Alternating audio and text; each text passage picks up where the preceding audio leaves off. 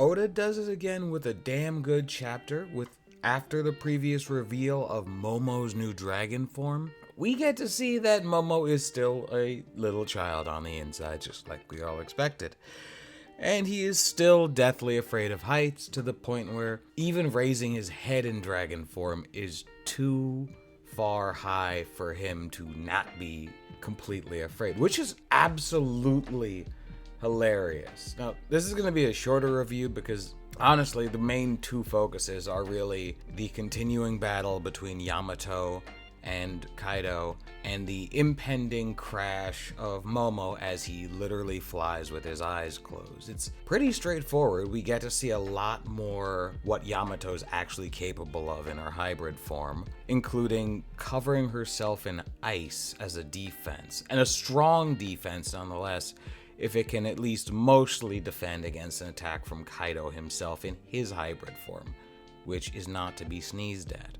And we do get a little bit more hints towards her past. It's kind of sad knowing that it wasn't just who we presume, and honestly, it basically just is Ushimaru, and the other daimyo, or presumably the other daimyo, after their deaths, they weren't the only ones to help her and pay the ultimate price of death for it afterwards. And that really is a painful show. Even her saying she has friends only to take that back when she remembers Ace. That is beyond tragic, but she is putting in work to try and really damage Kaido. And I won't say it's not working, it's at least holding him in place this entire time. But in the end, by the time Luffy and Momo crash through the rest of Onigashima to reach her, she's already been beaten out of her hybrid form. So she ain't got much left at this point.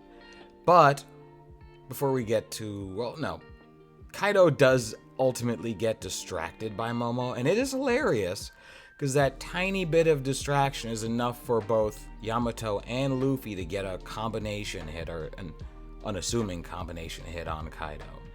And upon closer look, Momo kind of flew above, and Luffy's fist kind of just swung through in Snake Man mode, which is pretty fun. I got to admit, that was a great panel and an epic blow on Kaido. I fucking love it.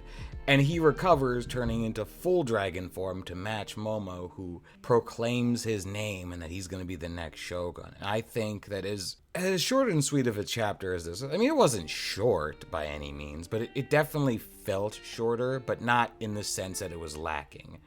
It's just that the focus wasn't all over the place. The only thing that may have seemingly pulled the focus all over the place was getting to see different places' reactions to Momo, including the loudspeakers in general, starting with the performance floor rather, and the entirety of all the samurai down there, King, Queen, Zoro, Sanji, Izo, and Marco, all of them reacting. And Momo still has his eyes closed during the whole shtick, going through the second floor. Big Mom, Kid, and Law are reacting. And it's just absolutely hysterical how he's just wreaking havoc just through ramming through the side. Honestly, if Momo didn't have to rush to Kaido, he could have just kept going around and around, and he could have knocked almost every remaining fighter out, except for Big Mom and Kaido.